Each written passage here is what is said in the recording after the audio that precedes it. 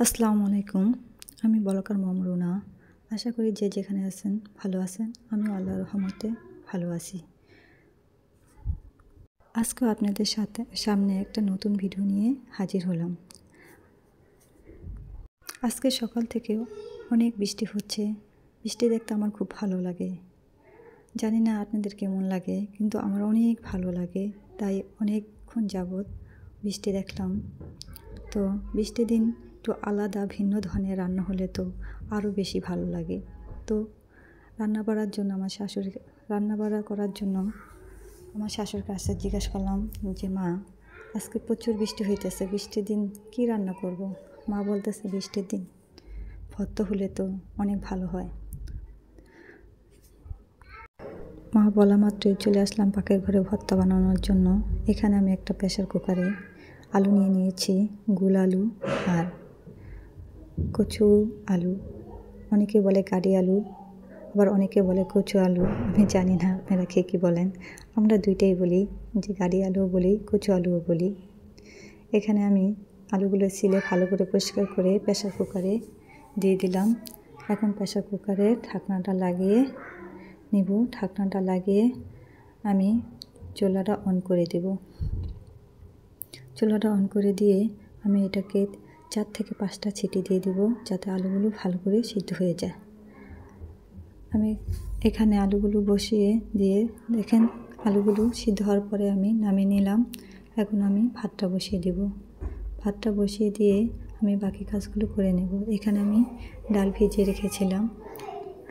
এখানে নিয়েছি অ্যাঙ্কার ডাল, মশারি ডাল, সাথে অল্প একটু চাল দিয়ে দিয়েছি, যাতে এটা আমি বুড়া বানাবো। বুড়া বানালে যাতে করে বুড়াটা একটু মচমচে হয়, তার জন্য আমি কিছু চাল দিয়ে দিয়েছি। আর এখানে আমি মশারি ডাল নিয়ে নিয়েছি।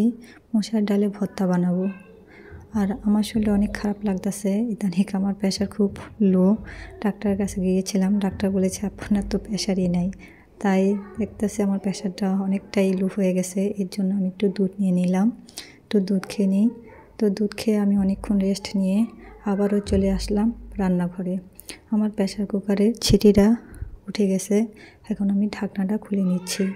দেখেন আমার আলুগুলো কত সুন্দর সিদ্ধ হয়ে গিয়েছে। এখন আমি আলুগুলোকে এক এক করে উঠিয়ে নেব। তো গোল আলুটা আলাদা করে নিচ্ছি আর কচু আলুটা আলাদা করে উঠিয়ে নিলাম। আলু উঠিয়ে নিয়ে এখন আমি এই যে ডালটার মধ্যে পেঁয়াজ কুচি করে দিয়েছি, কারণ আমি পোড়া ভেজে নেব। আর এর মধ্যে আমি মশারি ডালটা সিদ্ধ করে নিয়েছি। আজকে আমি আলু ভর্তা, কচু আলু ভর্তা, মশারি ডাল ভর্তা করে নিব।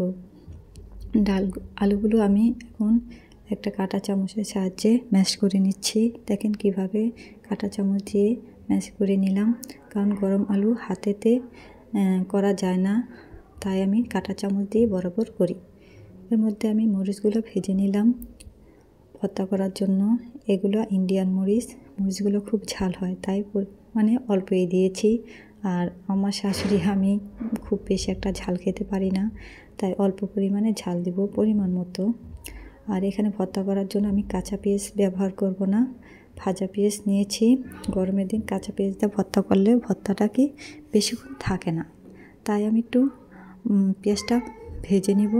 পেঁয়াজটা ভেজে নিয়ে ভর্তা করলে ভর্তাটা কি নষ্ট হয় না, খেতে খুব টেস্ট হয়। এই যে দেখেন আমি কিভাবে পেঁয়াজটা ভেজে নিচ্ছি। পেঁয়াজটা ভাজা হলে আমি পেঁয়াজগুলো দেখেন এক এক করে ডাল ভর্তার উপরে, আলু ভর্তার মধ্যে এবং কচু আলুর মধ্যে পরিমাণ মতো করে উঠিয়ে দিলাম।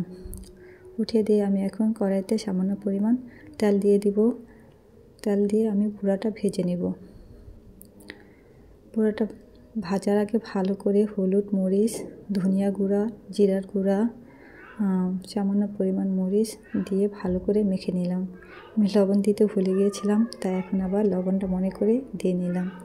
লবণটা দিয়ে আমি আবারও ভালো করে মিক্স করে নিয়ে, এই যে দেখেন আমি কীভাবে গুঁড়াগুলো দিয়ে দিচ্ছি।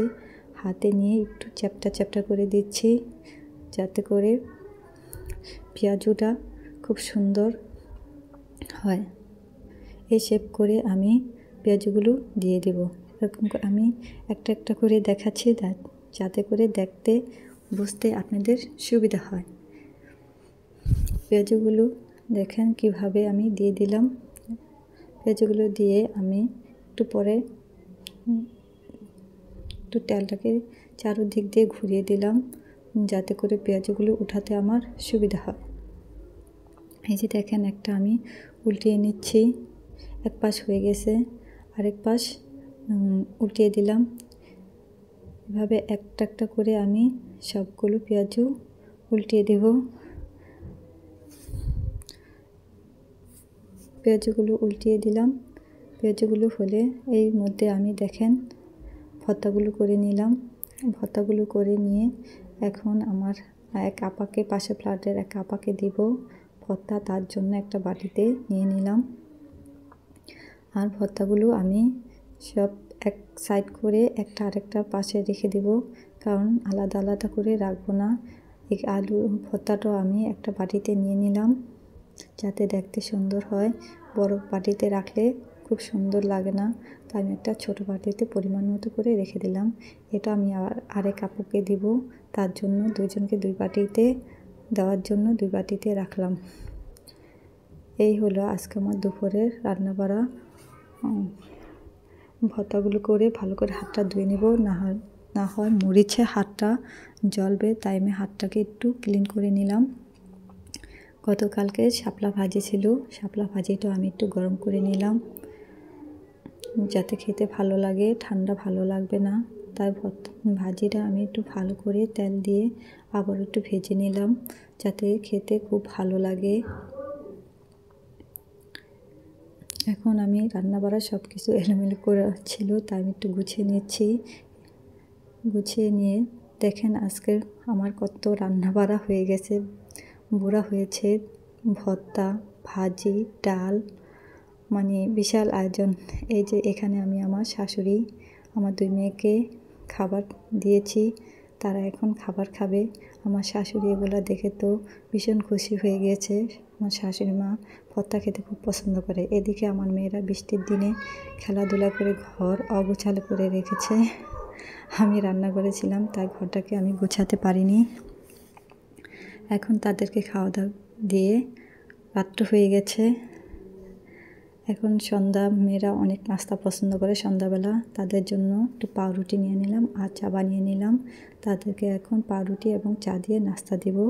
তারা পাউরুটি আর চা দেখলে অনেক খুশি হয়ে যাবে। তো আজকের জন্য এ পর্যন্তই। সবাই ভালো থাকবেন। আল্লাহ হাফেজ। আসসালামু আলাইকুম।